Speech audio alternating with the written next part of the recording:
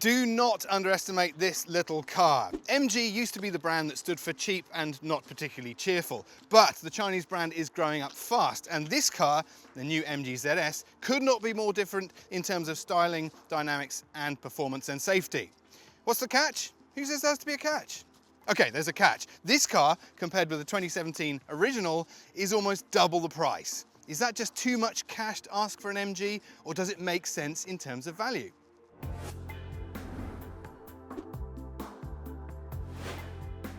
Since the ZS was introduced into the Australian market in 2017, a lot has changed. The original car was dull to look at, flaccid to drive, woefully underpowered, and lacked fundamental safety equipment. But it could also be bought for less than $20,000. Now the range has a clever hybrid in place of the asthmatic petrol, priced from 34 grand. All versions get more tech, safety, performance, and a smart new design, including the flagship of the range, the Essence Turbo. It goes up against other small SUVs such as the fresh Kia Seltos and the antique Mitsubishi ASX. You can still buy a fully electric MG ZS, but bear in mind that is the previous model. The one we're focusing on today is the all-new model, and it's available in 4 variants. 2 hybrids and 2 turbo petrols. And the one we've got today is the Essence Turbo, the flagship for now. It'll cost you about $32,000 drive away, and in terms of options, there's not a lot to choose. Premium paint for $700, but this one doesn't have that, so let's see exactly what you get for your cash. At 10 years or 250,000 kilometers, MG's new car warranty is the longest you'll find, while its cap price servicing offer is also one of the longest. It was recently extended from 7 to 10 years, but the pricing was also increased, meaning the average price per visit is now more than $500.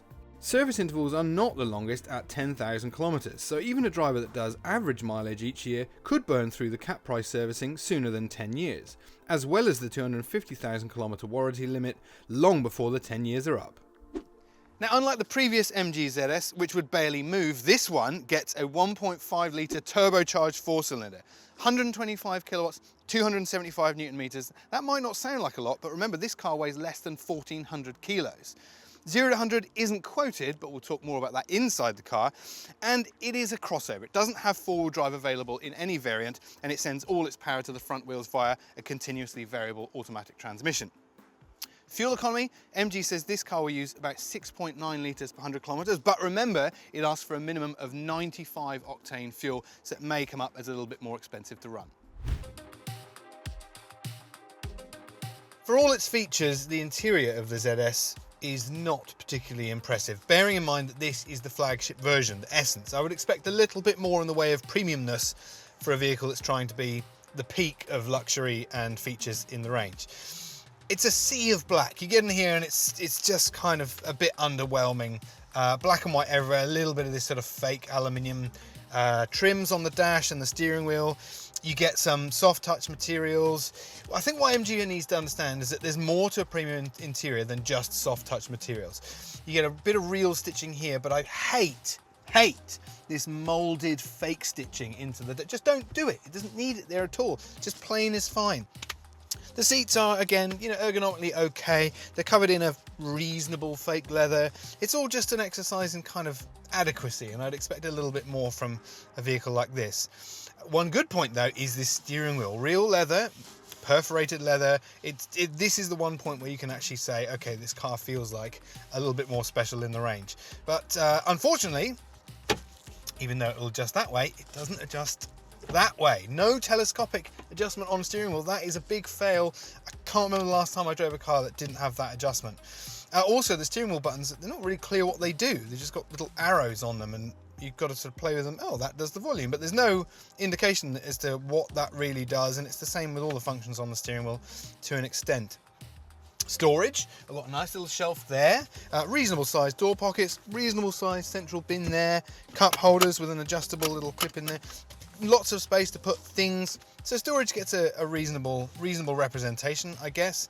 It's just a little bit on the plain side. I wanted something a little bit more special for a vehicle that is representing the pinnacle of the MG ZS range.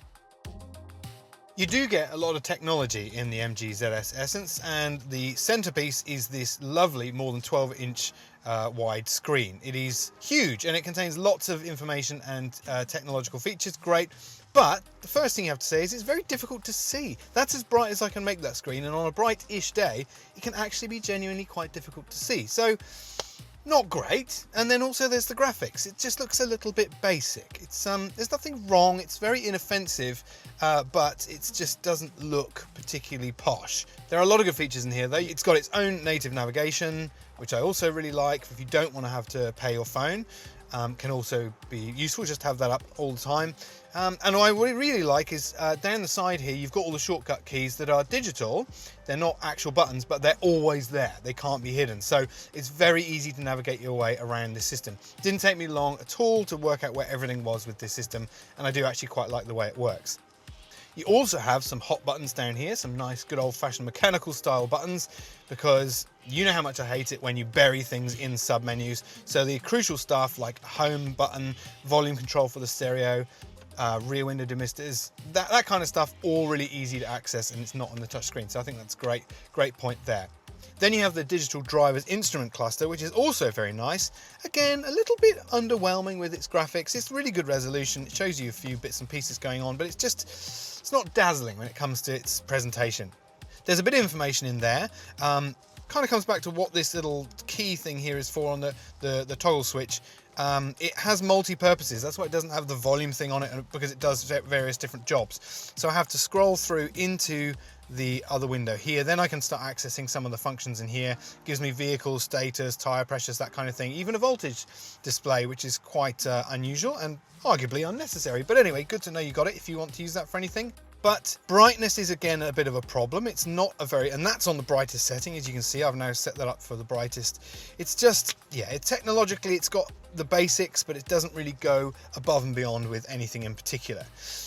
There's no head-up display, which means you have to get all the information you want from that digital display. Otherwise, absolutely fine. The interior is, it's fine, it's adequate, but it's again a little bit below par for a vehicle that's trying to be the pinnacle of the range.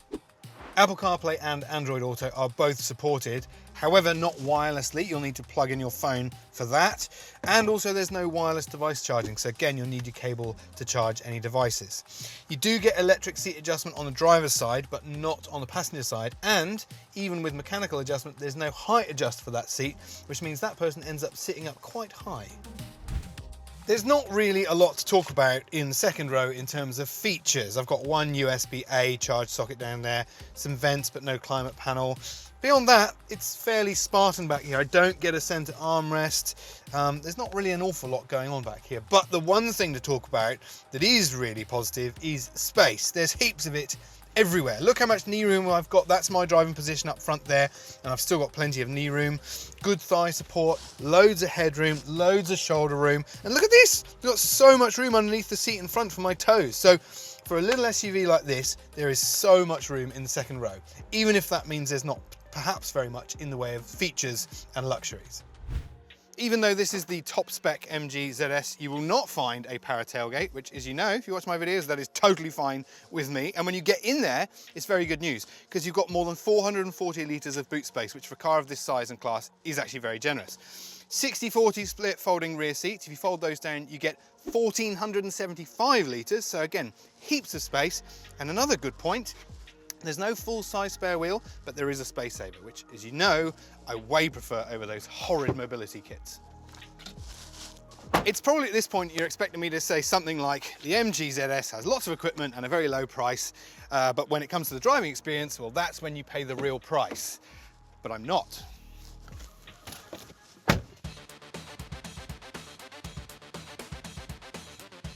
Perhaps it's just my low expectations, but the MG ZS has a lot to offer for both the driver and passengers. If you step up the ranks into the larger HS, you can have that car with a 2-litre turbocharged 4-cylinder, and I'm a really big fan of that engine. I thought it works really well in that car, and it's quite an accomplished unit.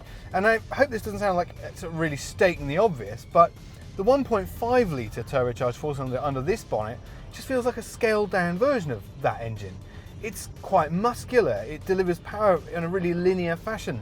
The turbo is urgent and creates quite a lot of boost, but it's not very laggy. And even when you get stuck into it, it even makes quite a nice sound as well. I really wasn't expecting this engine to be quite so well-rounded and well-resolved, but it actually is a really decent little package. It produces really good performance as well. I think it's a shame that MG doesn't talk about the 0 to 100 of this thing, because I think it would be probably better than most people would be expecting. And it's so urgent that even when you put it into gear, when you're just sat at a standstill, at idle, you can actually hear the turbo starting to try and spool. It's a really, really excellent little engine, and perhaps the only downside to it is fuel economy. MG says that it'll do just under 7 litres per 100 kilometres, 6.9 to be specific. In my time with the car, the best I've been able to get it to do is about 7.5, which is definitely not the end of the world, but there are a lot of other small SUVs that can do better. While mid-sevens is not terrible, the addition of fuel-saving idle-stop technology would certainly help, but it's not included. The engine is bolted to a CVT, continuously variable transmission, and these are gearboxes that people bemoan and complain about quite a lot, but the version in this, the MG, works very nicely. There's no paddle shifters to force it to do what you want, but I frankly don't need them. It seems to be intuitive and it knows what's going on well enough. It's not having to deal with too many complex things like all-wheel drive. It's just a very simple recipe of front-wheel drive, and it pairs really nicely with that engine that I know I keep going on about I genuinely really like. So the powertrain is a big tick, and then we come to another thing that little SUVs, particularly budget ones, nearly always flunk, and that is the ride quality. Either they're too soft and squashy and horrible, or they're too firm and nervous and twitchy. The MG is neither. It's absolutely aced the combination of dynamics and ride quality. So on nasty damaged roads, there's a really nice balance of shock absorption and removing some of the nasty damage in the road. But then also you get out onto the big sweeping roads and it turns into this lovely sort of gliding. It's a great combination of dynamics and comfort. The handling and dynamics, perhaps the most impressive element of this chassis more than anything. It just simply wasn't the steering to be as sharp. Every time you grasp that really nicely leather upholstered steering wheel, the first turn in, it just is way more surprisingly sharp and responsive than I was expecting. A really obedient and responsive front end. And there's plenty of grip as well, and throw it into a couple of faster corners, it responds so nicely, not at all what I was expecting from this car. Now maybe that's because the previous version had set such a low bar and I came into this with very low expectations. Frankly, it was a very forgettable ride and handling experience, but the new ZS has completely gone back to the drawing board and the result is frankly a complete success. Now, while the driver assistance systems are generally pretty good on this, one thing I particularly like is you can actually go in and select a very specific level of driver assistance. So there's all the things you'd expect in a car with a good safety rating, like adaptive cruise control, lane departure, all those kind of warnings, driver attention monitoring. Even though the driver attention monitoring, I should point out, is not camera based, it works on your steering inputs and it can work out how attentive you're being from that. It seems to work just fine. But the thing I like is you can go into this menu with MG Pilot and there's all kinds of selections where you can specifically tailor the level of driver assistance and monitoring you want. I really like that. Unfortunately, there is the driver speed limit warning, which will activate at just 1 kilometer over. Now the good thing is you can turn that off. The bad thing, it defaults back on every time you cycle the ignition. So it's something you have to do as part of your pre-flight checks every time you come into this car and start up.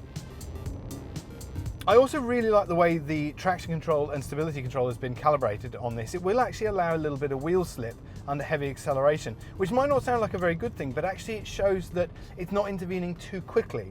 And it'll still rein everything in again. It works perfectly. It actually doesn't allow you to do anything silly, but it just shows that it's been tuned with a slightly more sort of performance edge, which I was really surprised at. And there's one other area that little SUVs normally get completely wrong, and that's the brake pedal. Typically way over assisted, over servoed. It would be a squashy pedal that has no feedback at all, and most of them get it wrong. But the MG, absolutely not. Another really surprising thing, it's got quite a firm brake pedal that doesn't move a lot and is really progressive. It feels like a pedal out of a way more performance focused vehicle. which again was something I was not expecting from this car. So with all of those things combined, nice sharp steering, a genuinely well sorted engine that provides good performance, bolted to a great gearbox, progressive brake pedal, excellent ride comfort. There's really nothing about the drive experience in this car other than perhaps some annoying buzzers and sounds and things that I can criticize too greatly. It's a really, really excellent package. Compared with the previous one, it gets even more surprising. So I honestly thought I was going to have to get a little bit strict with this car when it came to its ride and handling and dynamics, but it's one of the most surprising things about it. In this car, it feels like MG identified all the things that it got wrong with the previous version and has gone and had another go. And it feels like it's almost had help from experts in the field. Either that, or MG is becoming very good at building cars. Until now, it was really only possible to recommend the MG ZS on price, and virtually everything positive about it was in the context of cash. Now though, it costs more, but instead of ruining its one selling proposition, the new version is easy to recommend in virtually every way. And it is still great value. The MG ZS Essence Turbo is arguably not quite as complete as something like a Kia Seltos. But if you're thinking of buying a Mitsubishi ASX over this car, then I'm afraid you are completely out of your mind. If you're after a bargain basement small SUV that sacrifices just about everything in the name of price, then the MG ZS is no longer that car. That is the MG Essence Turbo. If you've liked this video, hit like and subscribe. And if you've got any questions about this car, let us know in the comments below. And thanks for watching Car Sales.